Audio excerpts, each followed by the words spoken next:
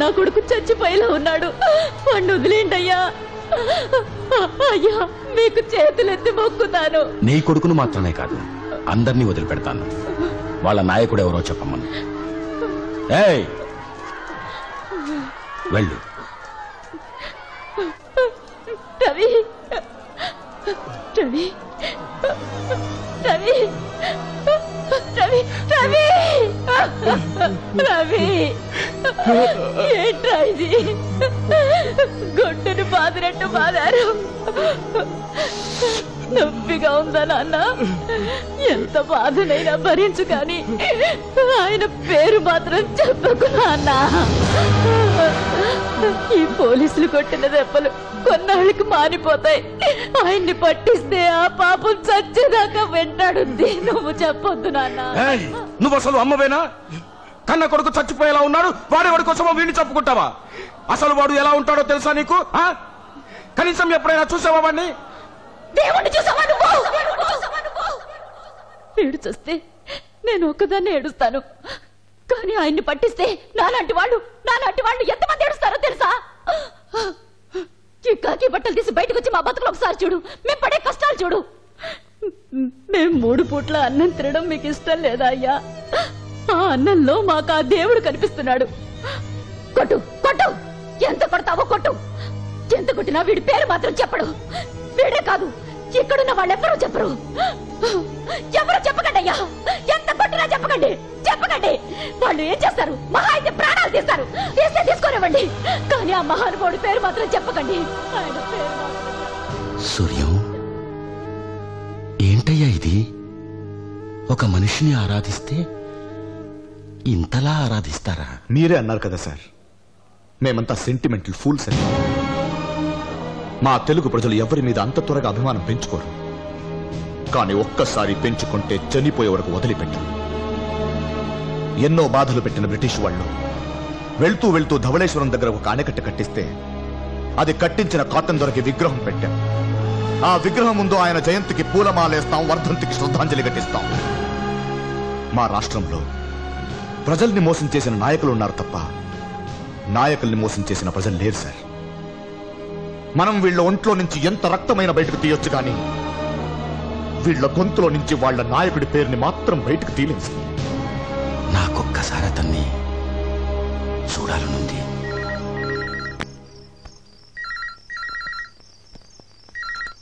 Hello, నేను రఘున్ sir. ACF leader దొరికే వరకు మన వాళ్ళందరినీ ఫోటో కేసు కింద బుక్ చేయమని ఆర్డర్స్ ఇష్యూ చేశారు. అందువల్ల బెయిల్ దొరికే అవకాశమే లేదు sir. Badri. Hello hello Raghu. Hello Raghu. Hello Raghu. Raghu.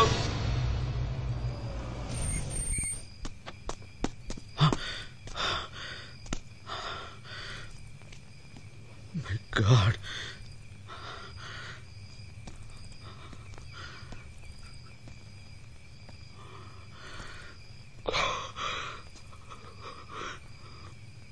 Shekhar. Raghu. Raghu. Raghu. ఏంటిదంతా? ఈ ఘోరం ఎలా జరిగింది?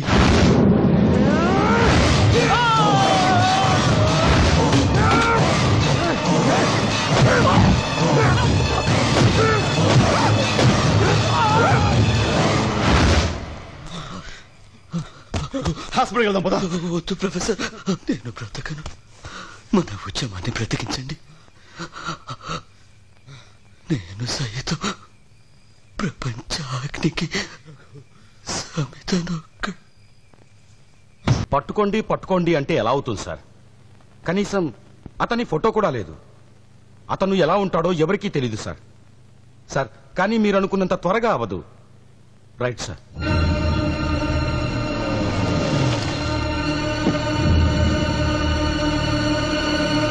ఆ లీడర్ ఎవరో తెలిస్తే ఈ గొడవంతా ఎందుకు సార్? చెప్పండి సార్. ఆ బల్బీర్ సింగ్ వల్ల అందరి ఉద్యోగాలు పోయేలా ఉన్నాయి. ఇక్కడ డిపార్ట్మెంట్ అంతా ఏసీఎఫ్ లీడర్ గురించి tension sir. Excuse me sir. ఉండవయ్యా. ఏంటి అరెస్ట్ చేసిన వాళ్ళ? అసలు వాళ్ళ నోట్లో నుంచి చిన్న క్లూ కూడా బయటికి రావట్లేదు సార్. ఓకే సార్, ఏంటయ్యా ఏంటి? బల్బీర్ సింగ్ గారిని కలవాలండి. అక్కడెక్కడ పైన ఉంటాడు, ఎడవయ్యా. ఈ ఏసీఎఫ్ నాయకుని పట్టుకోవడం కంటే ఆ వీరప్పని పట్టుకోవడం చాలా ఈజీలా ఉందిరా. సార్, బల్బీర్ సింగ్ గారు ఎక్కడ ఉంటారు? ఆ పైన ఎక్కడ ఉంటారు చూడవా. ప్రతి డిపార్ట్మెంట్ లోనూ ఏసీఎఫ్ మనుషులున్నారు అంటున్నారు. ఏ ప్రతి ఊళ్ళోనూ పోలీసులు లేరా? In Andhra Pradesh there are more than 83,000 police man. మరి అతను ఒకే ఒక్కడు. షేమానస్. Excuse me sir. ఎవరినో లోపలికి ఎవరో ఇచ్చారు నేను. ఎవరా సెక్యూరిటీ నిద్రపోతున్నారా? సారీ సార్, నేను సింగ్ గారితో మాట్లాడాలి. అసలేమి ఒక టెన్షన్ తో తెస్తున్నావు. సడన్ గా ఎంట్రీ ఇచ్చి నువ్వు ఇంకో టెన్షన్ తెస్తావిడా? మీరు ఎవరి గురించి టెన్షన్ పడుతున్నారో ఆ వ్యక్తిని నేనే సార్. ఏంటి? ఆ ఏసీఎఫ్ లీడర్ ఠాగూర్ని నేనే.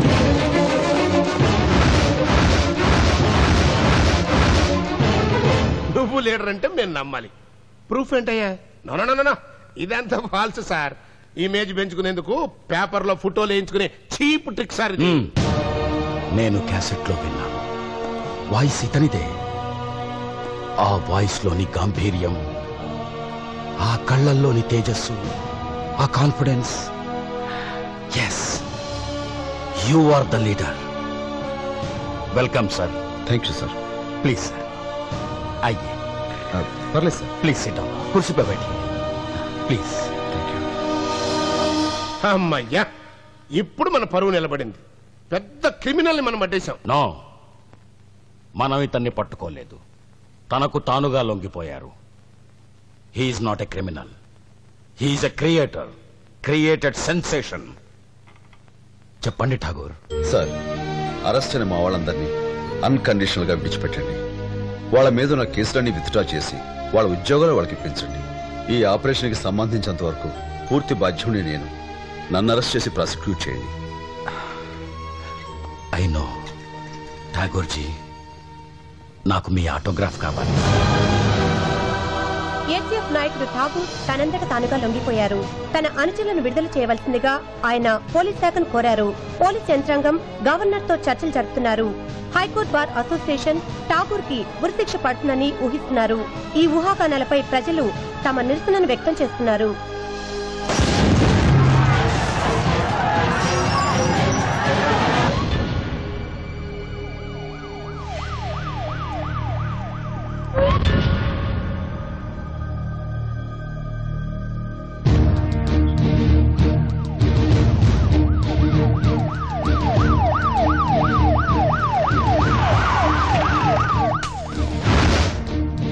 సార్, సీఎం గారు వచ్చారు.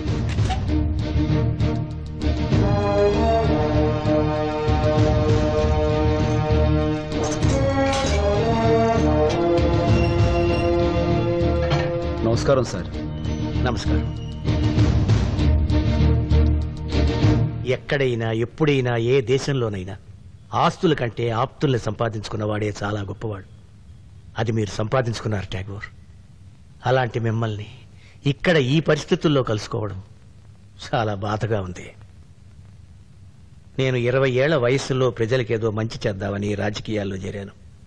60 ఏళ్ల వయసుకి పదవి వచ్చింది. టైం అంతా పదవి కాపాడుకోవటానికే సరిపోతోంది. ఠాగూర్, మే ఎవ్వరం చేయలేని మంచి మీరు చేశారు. ఈనాడు రైతులకు నీరు, ప్రజలకి రేషన్ కరెక్ట్గా టైంకి అందుతున్నాయంటే దానికి కారణం మీ ఏసీఎఫ్, మేం కాదు. ఒక సామాన్యుడి ఆవేదన కంటే ఒక మేధావి మౌనం ఈ దేశానికి ఎంతో ప్రమాదకరం.